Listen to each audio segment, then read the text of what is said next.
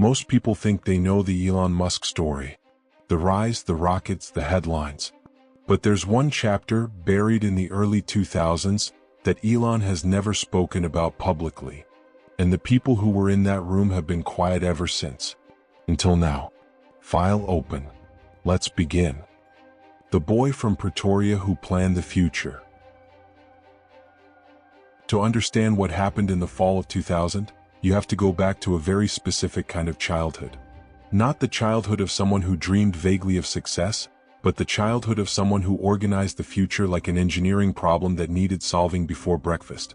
Elon Musk was born on June 28, 1971, in Pretoria, South Africa, into a family that gave him, by any reasonable measure, a comfortable early life. His father, Elon Musk, was an electromechanical engineer with stakes in a Zambian emerald mine. His mother, May, was a model and dietitian who would later build her own public profile well into her 70s. The house was not small, the food was not scarce, and the expectations were not low. What nobody quite knew how to handle was the child himself. He read with an intensity that people around him found unsettling. His mother once described him as appearing almost absent when he was reading, present in the room but not in any normal sense of the word. He finished every book in the local library by the time he was 9, not casually but systematically, working through sections the way other children might work through a video game they were determined to complete. When the library ran dry, he moved on to encyclopedias. When the encyclopedias ran out, he read technical manuals the same way. He encountered a Commodore VIC-20 home computer at age 10 and finished its programming manual in 3 days. He then wrote his first software, a basic science fiction video game called Blaster, and sold it to a PC and office technology magazine for $500. He was 12 years old. The game was not sophisticated by any standard, but the fact that he had looked at a machine, understood its underlying language, built something with it, and turned that something into cash, tells you more about who he was becoming than any report card could. None of this is unusual in the biographical mythology of Silicon Valley. The precocious kid who teaches himself to code and sells his first software as a teenager is practically a genre at this point. What was different about Elon's version of the story was not the precocity. It was the intent behind it. Most prodigies are drawn toward mastery for its own sake. The pleasure is in the understanding. Elon was drawn toward mastery because mastery was the precondition for a plan he was already building. He had a list. It was not a formal list, not written down with bullet points and timelines, but it existed as something close to an operating system in the back of his mind. The problems he thought were worth solving, ranked roughly by their importance to the long-term survival and expansion of human civilization. Sustainable energy was on it. Space exploration was on it. And the internet, which he first encountered seriously in the early 1990s as a student, was on it because it represented something the others didn't: urgency. The window was open and he could feel it closing. He left South Africa at 17, traveling to Canada on his mother's citizenship and working his way toward the United States. He enrolled at Queen's University in Ontario, transferred to the University of Pennsylvania, and completed dual degrees in economics and physics. He was admitted to a PhD program in energy physics at Stanford University in 1995. He deferred it immediately upon arriving in Palo Alto. 2 days later, he dropped out entirely. The reason was a startup idea, and the startup idea felt more pressing than the degree. He founded Zip2 with his brother Kimball using $28,000 from their father. The company built software that helped newspapers put city guides and local business listings on the internet, which was in 1995 a more radical proposition than it sounds today. Legacy media organizations were genuinely uncertain about what the web meant for them, and Zip2 offered something concrete. A way to be present on it without understanding it. The pitch was simple enough to work. The early operations were not glamorous. The office was a rented space they also used as a bedroom. Elon and Kimball showered at the YMCA 2 blocks away. Their single shared computer served as both the development environment and the production server, which meant that every time someone needed to write code, the website went offline. Clients were difficult to acquire. The product worked technically, but the market moved slowly. There were months when the company's survival was genuinely in question, not as a dramatic narrative detail but as a practical accounting reality. What kept Zip2 alive was the combination of a product that addressed a real problem, a sales operation that kept improving, and an obsessive work ethic from its founders that investors eventually found convincing enough to back. The company took on additional funding, grew its team, and by 1998 had contracts with major newspaper groups including the New York Times Company, Knight Ridder, and Hearst. It was not the grand reinvention of civilization that Elon had sketched out in his mental blueprint. It was software for newspapers trying to figure out the internet. But it worked, and it grew, and in February 1999, Compaq's AltaVista division acquired Zip2 for $307 million in cash. Elon's share of that transaction came to approximately $22 million. He was 27 years old. There is a version of this moment that most biographers pass through quickly on the way to the more famous parts of the story. The implication is that $22 million was obviously just a starting point for someone with Elon's ambitions, that of course he was going to invest it all immediately in something bigger. But it is worth pausing here for a moment, because $22 million in 1999 was not a number that required ambition to spend. It was generational wealth. It was the kind of money that most people, including most intelligent and driven people, would treat as an endpoint. You could stop working. You could invest it conservatively and live off the returns.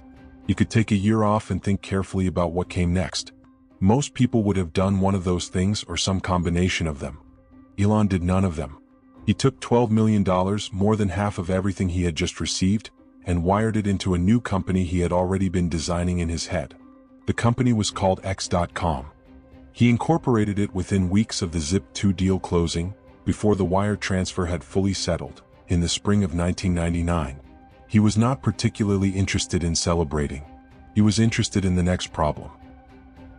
X.com and the ambition that scared the banks. The vision for X.com was not a better bank. It is important to say that clearly because the temptation when telling this story is to describe X.com as a fintech startup, to slot it into the familiar category of companies that improved financial products at the margins. That is not what Elon was building, and the distinction matters for everything that comes later. His argument, which he made to early employees and investors with a kind of systematic clarity that either compels people or unnerves them depending on their tolerance for radical propositions, went roughly like this.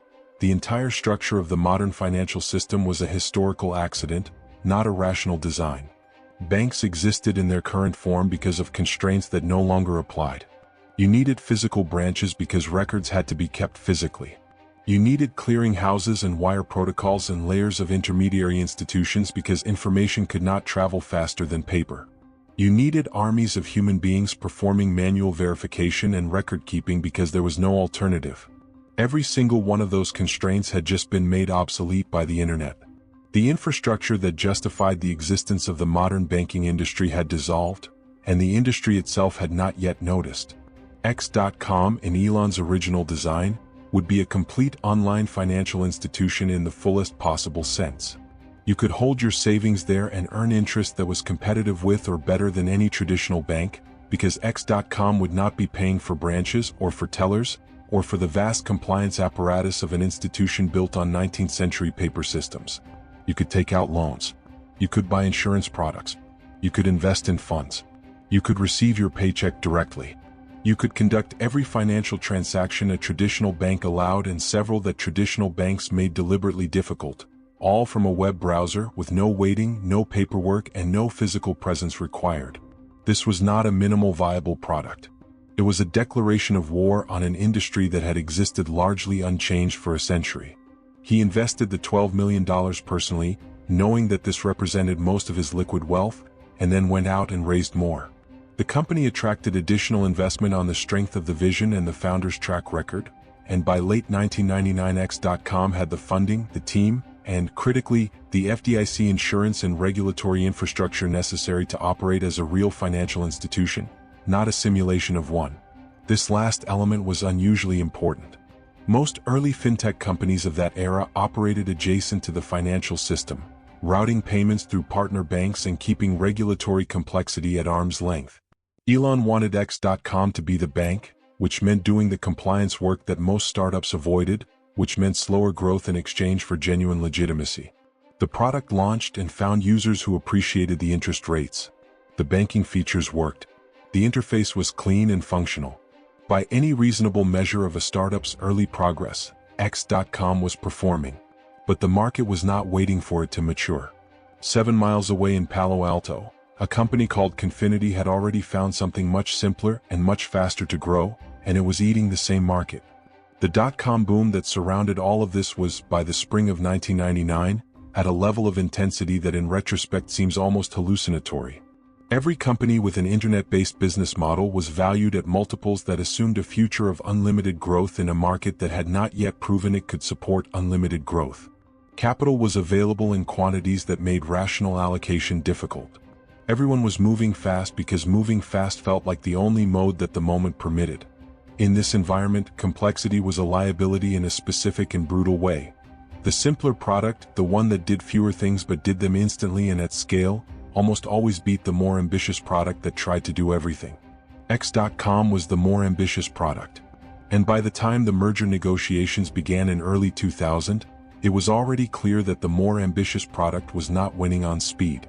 The question of what might have happened if X.com had been allowed to develop on its own timeline, if the bubble had not burst when it did, if the investor climate of early 2000 had been friendlier, is genuinely open. The vision was not wrong. The infrastructure he described, a comprehensive digital financial institution with no physical overhead, was eventually built. It just took another decade, and it was built by dozens of companies rather than one. What is not open is what actually happened, which was that the conditions of early 2000 forced a choice that Elon had not planned for, and the choice had consequences that reached far beyond the company itself. Confinity, PayPal, and the merger that lit the fuse. Confinity was founded in December 1998 by Peter Thiel, Max Levchin, and Luke Nosek, about 3 months before X.com opened its doors. The original product had nothing to do with banking or internet payments. It was a cryptographic security system for Palm Pilots, built on the premise that handheld devices would become the primary computing platform of the coming decade and that those devices would need to be able to conduct secure transactions between themselves. The demo that got Confinity its first investor interest showed 2 people standing in the same room, pulling out their Palm Pilots, and beaming a small encrypted value between the devices via infrared. It was technically elegant and, in practice, nearly useless. The user base for Palm Pilots was limited, the circumstances under which 2 Palm Pilot owners would need to beam money to each other in real time were narrow, and the overall market that the product addressed was, in honest terms, a proof of concept in search of an application. What changed everything was a decision made almost by accident. One of the engineers, while building a web-based interface to demonstrate the Palm beaming system, noticed that the web interface itself was being used in a way nobody had intended. People were sending small dollar amounts to each other's email addresses through the website, not through the infrared channel, not through the Palm Pilot app, but through the browser, using nothing more complicated than an email address and a password. More importantly, the people receiving these transfers were spending the money in a single, specific place. They were spending it on eBay. eBay by 1999 was the closest thing the internet had produced to a functioning mass marketplace. Millions of transactions happened on the platform every day, involving buyers and sellers who had never met, exchanging goods whose condition could only be described in text and photographed under whatever lighting the seller happened to have. The payment infrastructure supporting all of this was, without exaggeration, a disaster. Buyers sent personal checks. Sellers waited for the checks to clear. Money orders went missing in the mail. Cashier's checks took a week to process. The time between a successful auction and actual payment averaged several days on a good week, and the friction embedded in that delay drove an enormous number of transactions to either collapse or generate disputes that eBay had no efficient mechanism to resolve. PayPal, which is what Confinity renamed its email payment product, reduced that process to minutes. The buyer had a PayPal account, the seller had an email address. Money moved. The eBay community adopted it with the organic enthusiasm of people who had been dealing with a broken system and had just been handed a working one. eBay itself had not endorsed it, had not built it, had not invited it. The users had simply chosen it, and by the time eBay's own management understood what was happening, PayPal had already become the de facto payment standard on the platform. Peter Thiel understood the significance of this immediately. He refocused the company entirely on PayPal, setting aside the cryptographic Palm Pilot product that had launched the company. He designed a growth mechanism that was expensive but extraordinarily effective, a $10 bonus paid to every new user who signed up. The cost was real and it came out of investor capital, but the growth curve it produced was unlike anything else in the market at the time. PayPal was adding hundreds of thousands of users per week. The network effect, the dynamic in which each new user made the product more valuable for every existing user, was compounding faster than Confinity's financial model had originally assumed possible. Max Levchin, the chief technical architect, was building the product's infrastructure in real time under conditions of extreme growth pressure. He was 23 years old. He had driven from Chicago to Silicon Valley with essentially nothing, slept on the floor of Peter Thiel's apartment while building the first version of the product, and was now responsible for the technical stability of a system processing tens of millions of dollars in transactions with a team that was still, by any reasonable standard, a startup engineering department. By the beginning of 2000, the two companies X.com and Confinity were in direct competition for the same eBay users, burning through investor capital at comparable rates, and operating in a market that was beginning to show the first unmistakable signs that the extraordinary valuations of the previous 2 years were about to face a correction. The Nasdaq had peaked in March 2000 and was already falling. The flow of venture capital that had made it possible for both companies to grow at unsustainable rates was tightening. Investors in X.com had conversations with investors in Confinity. The arithmetic of a prolonged competition, in a market that was suddenly hostile to burning cash, was clearly terrible for both parties. The merger was announced in March 2000. Elon Musk, as the larger investor and the originator of the broader financial services vision, became CEO of the combined company. The entity kept the X.com name at the corporate level while retaining PayPal as a product brand. It was, in its basic structure, a partnership of two companies that had been trying to solve adjacent problems in different ways. In its operational reality, it was a collision of two cultures that were not different points on the same spectrum. They were genuinely different organisms forced into the same body, with one person holding the controls. That person was Elon. And the people who had built Confinity were not, temperamentally or philosophically, people who were prepared to simply follow. The war inside the machine. The internal conflict began within weeks of the merger closing, and it was not, at its root, about personalities. It was about something more fundamental, which is precisely why it was so difficult to resolve. It was about what the company was. Elon arrived with the X.com vision intact. He believed the combined entity should be growing toward the comprehensive financial services platform he had designed before the merger, using PayPal's traction in the eBay market as a foundation for a much larger structure. The Confinity team, led technically by Levchin and shaped philosophically by Thiel, believed the company should be doing the exact opposite. Contracting. Stripping away everything that wasn't the core email payment product. Growing within the eBay ecosystem, executing the survival plan required by a market that had just cratered, and getting to an IPO before the window closed entirely. Not expanding. Surviving. Neither position was irrational. Both were defensible. In different circumstances, a company with the resources and leadership alignment to pursue both simultaneously might have found a middle path. In the circumstances of early 2000, the middle path was not available. Resources were limited, the market was unforgiving, and the two positions were genuinely incompatible in practice even if they could be made to sound compatible in a presentation. The first major battle was about servers. The fight seems technical in retrospect, and in one sense it was. The question was whether to migrate the combined company's infrastructure from Windows, on which X.com had been built, to Unix, on which Confinity had been built. But in the engineering culture of 2000, this was not a neutral technical preference. It was closer to a tribal identity, and the engineers on the Confinity side held their position with an intensity that reflected genuine professional conviction, not just stubbornness. The Unix engineers' argument was specific. A financial services platform processing real money, with real regulatory obligations and real fraud exposure, needed to run on an infrastructure with a proven record of stability and security under high-load conditions. Unix had that record. Windows in 2000 did not. The security vulnerabilities in Windows Server environments were not theoretical. They were documented and actively exploited. Running a payment company on Windows was, in their judgment, not a conservative choice made by a rational engineer. It was a calculated risk that no conservative engineer would make if Unix was available.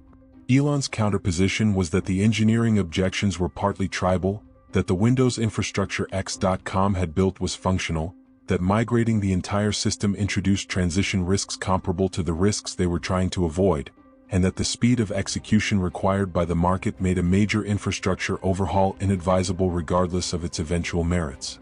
He was not wrong about any of these specific points, but he was also not right that the opposition was primarily tribal, and the outcome of that particular debate, which consumed enormous amounts of the company's energy and goodwill across several months, contributed to an environment in which talented engineers made decisions about their own futures that the company could not afford. Some of the Confinity engineers left. Not all of them, and the company retained enough technical depth to function, but the people who left were among the most skilled, and their departure was not simply an internal HR problem. It was a signal to the board about the organizational health of the combined entity. The fraud problem arrived on top of all this, and it was serious in a way that is easy to understate in retrospect.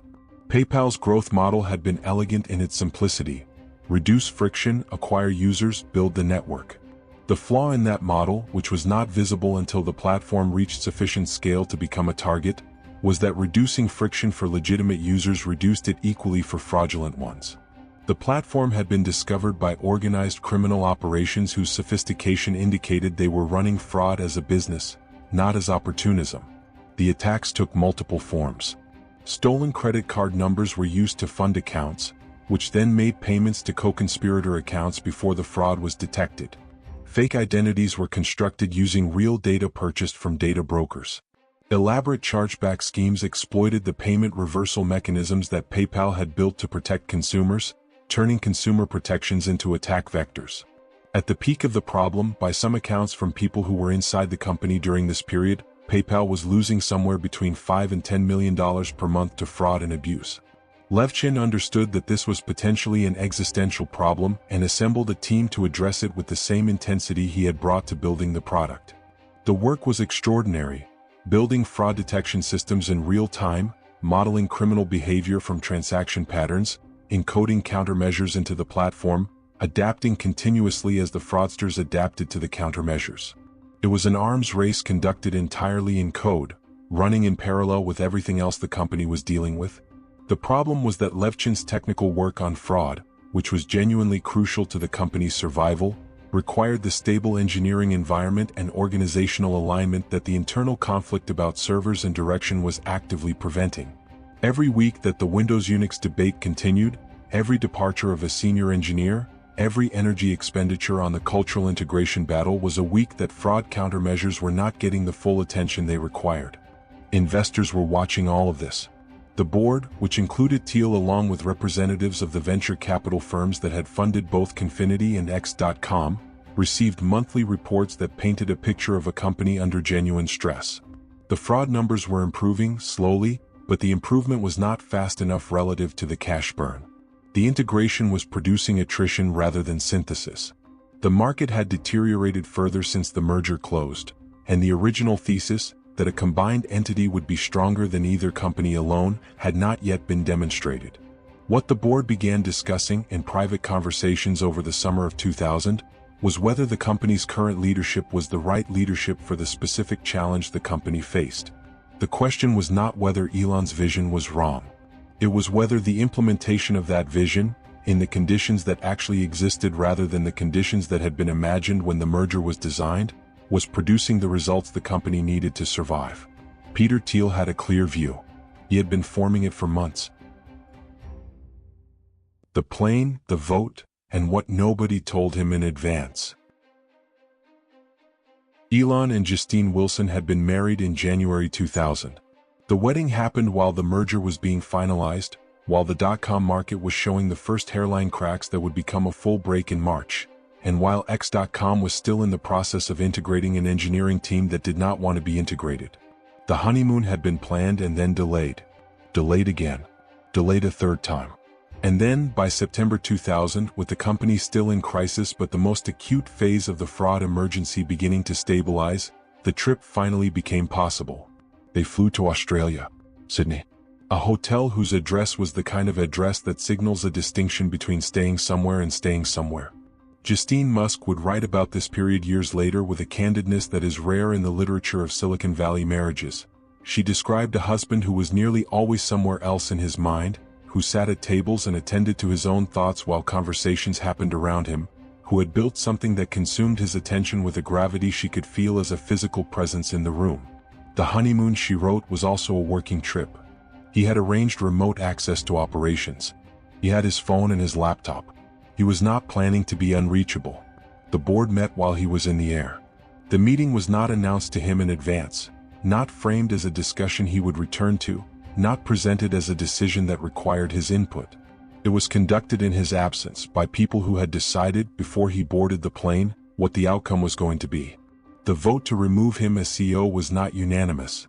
Some board members had reservations and some expressed them. But the result was sufficient. Peter Thiel was named the new CEO of X.com. The argument Thiel made to the board, pieced together from accounts that have surfaced over the years in journalism and in legal documents from subsequent disputes, was specific rather than personal. He was not, in these accounts, arguing that Elon was a bad person or that his vision was wrong. He was arguing that the vision was the wrong thing to be pursuing at that moment, and that the person pursuing it was causing organizational damage that the company could not afford to sustain while simultaneously trying to solve a fraud crisis and prepare for an eventual IPO. The Windows migration debate had fractured the engineering team.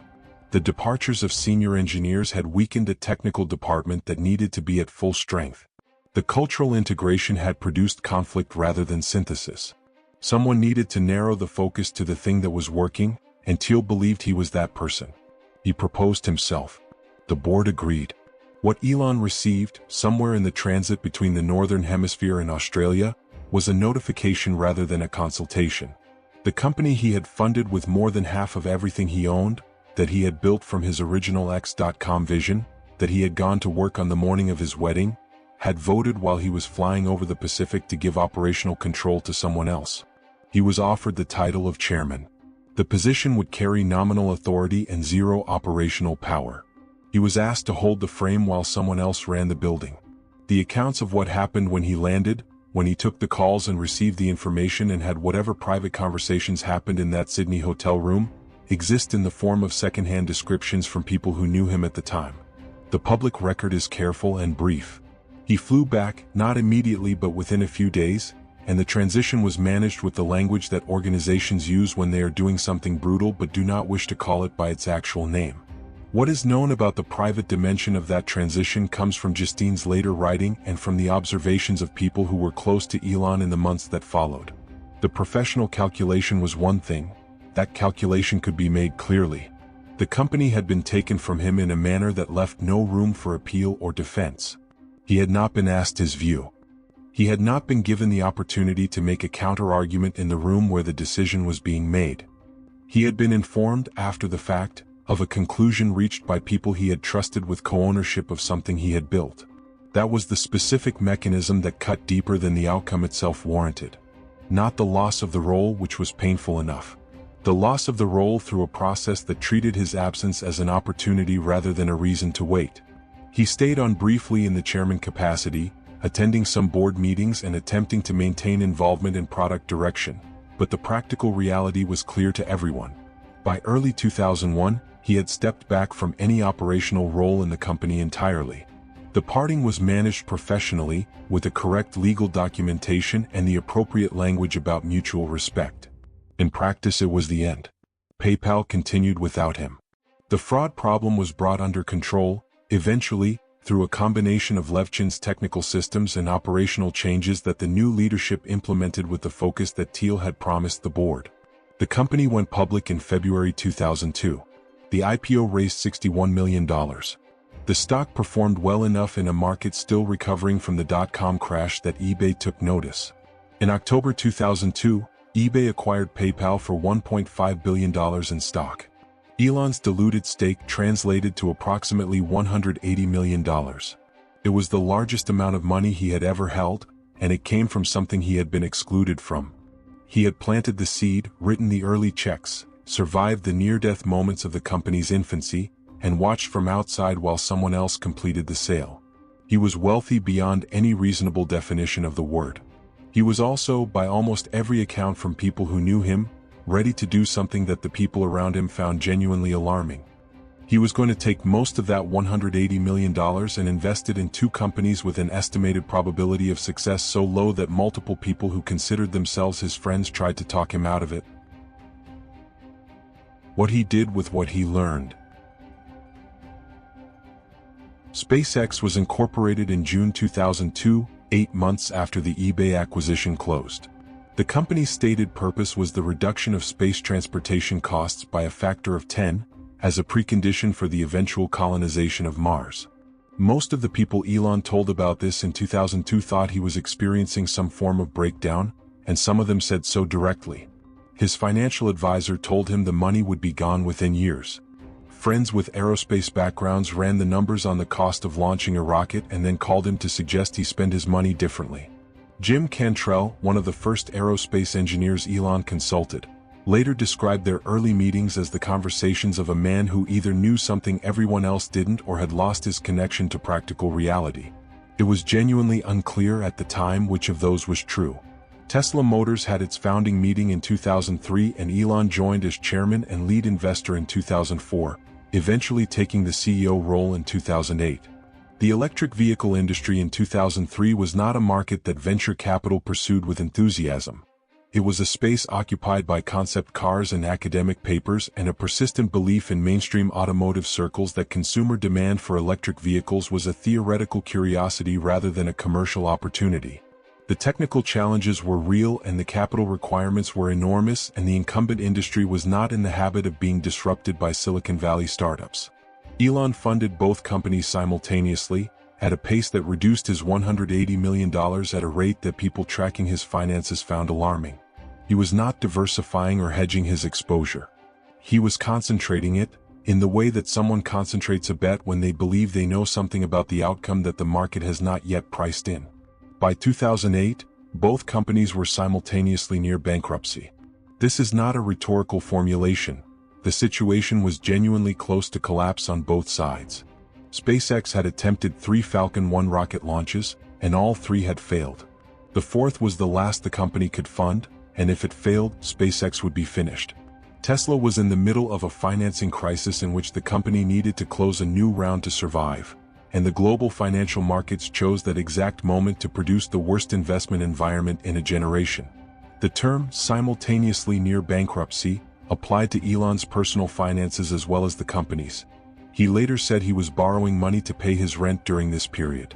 What he did was fund the 4th SpaceX launch himself from personal capital, after the first 3 failures had reduced his available resources to the point where most rational people would have walked away.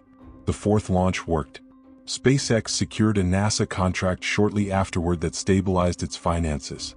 Elon also personally wrote the largest single check in the Tesla Series D financing round, on Christmas Eve 2008, after all other options had been exhausted. The behavior is extraordinary, and the question it raises is not about work ethic or tolerance for risk, which are in any case well established by this point in the narrative. The question is about structure. Why did Elon build SpaceX and Tesla the way he built them? Why does he own SpaceX outright, with no board mechanism capable of replacing him against his will? Why did he fight for his position at Tesla through multiple governance crises with an intensity that exceeded what the financial logic of his stake would seem to require? Why did he spend $44 billion of his own money in 2022 to acquire a social media company that essentially no one in the financial world believed was worth that price, rather than taking a minority position that would have achieved many of the same objectives at a fraction of the cost? The answer runs through September 2000. People who work with Elon now, and people who have observed his behavior across the arc of his career since PayPal, consistently describe a man with what might be called a structural allergy to the scenario that played out at X.com. Not a fear of failure, which is a different thing. An intolerance for the specific vulnerability of having built something that other people then control. The governance structures he has built around his companies, the equity stakes he has fought to maintain, the willingness to absorb enormous personal financial risk in order to preserve operational authority, these are not the behaviors of someone who learned from PayPal that he needed to be more careful about management decisions. They are the behaviors of someone who learned that the decision that ended his role at X.com was not made in a management meeting. It was made in a board meeting by people holding structural power that he had not designed carefully enough to prevent them from using against him. At SpaceX, the governance structure ensures that no board vote can remove him. He is not a CEO serving at the pleasure of a board. He is an owner who has taken on a CEO role for his own company. The distinction matters in the specific way that September 2000 matters. A board that wanted to replace him would have no mechanism to do so. At Tesla, the compensation packages that attracted years of shareholder litigation, the ones framed publicly as performance incentives, functioned operationally as control preservation mechanisms. Dilution events that reduced his stake below certain thresholds triggered provisions that Elon negotiated specifically to prevent. The financial cost of those provisions was real and contested. The control they preserved was, from his perspective, not separable from the value of the company itself. The Twitter acquisition is, through this lens, the clearest example. The arguments made at the time about whether the $44 billion price was justified, whether the business strategy made sense, whether the operational changes he implemented were effective, were all legitimate arguments. But they addressed the wrong question. The question of what Elon was buying when he bought Twitter was not primarily about financial return. It was about ownership. He was buying a thing outright so that no board could ever call a meeting while he was in the air and vote on what to do with it. The wound from September 2000 has a longer reach than any subsequent success has managed to close. The file's lesson. The most dangerous decision you will ever make is not the one you make under pressure. It is the one you make when designing the structure that other people will use to make decisions about your work. Elon Musk built a company, funded it with his own money, nearly broke himself doing it, and then lost it not in a meeting he was in, but in a meeting he was not allowed to attend. He spent the next 20 years making sure the structure he built would never give anyone else the chair he was sitting in. Whether that produced a better world is a question history is still answering. What is not in question is the lesson itself. The people who build things rarely lose them to competitors. They lose them to the governance structures they forgot to control. The file reflects. There is a particular kind of experience that does not become a lesson. It becomes architecture. The distinction matters because lessons are things you can recite, revise, and eventually set aside. Architecture is the structure you live inside, the thing that shapes every subsequent decision without requiring you to consciously remember why it was built. The Elon Musk who was removed from X.com in September 2000 was 29 years old. He had made $22 million and invested $12 million of it in a company he had just lost control of. He was about to receive $180 million from the exit of that company and immediately bet most of it on two industries whose experts thought he had no business entering.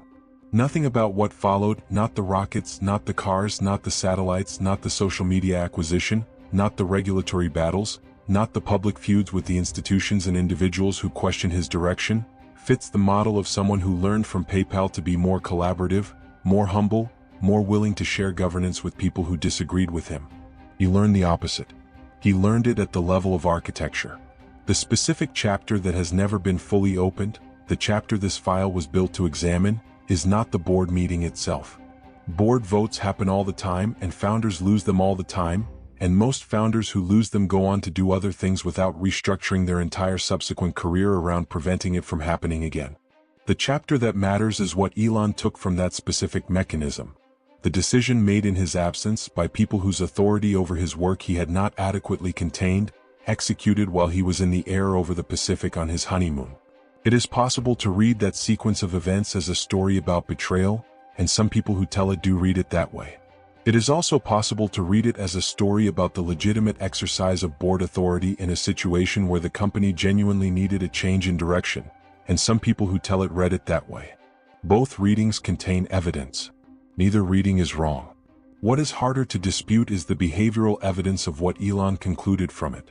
That the structures of corporate governance, which exist ostensibly to protect companies and shareholders from the errors of individual leaders, can also be used by people with competing interests to remove the person who built the thing they are now governing. That the mechanism is not neutral. That the protection it offers flows toward whoever holds the structural position, and that if you build something without attending carefully to who holds that structural position and what they can do with it, you may find yourself in a hotel room in Sydney learning that the thing you built no longer belongs to you. 20+ years later, The most consequential industrialist of the 21st century operates with a consistency of governance design that is not coincidental. He builds things he can own completely, or he fights to maintain ownership positions sufficient to prevent the specific scenario from recurring. This has cost him money. It has generated litigation. It has produced public conflicts with institutional investors, regulators, and governance analysts who believe that concentrated founder control is bad for companies and ultimately bad for shareholders. He appears undeterred by those arguments, and the reason he appears undeterred is probably not that he hasn't heard them. It is that he has weighed them against the memory of a board meeting that happened while he was on a plane, and decided that the cost of the alternative was higher. The dark chapter nobody talks about is not the firing. It is what the firing built. File closed. Next one drops soon.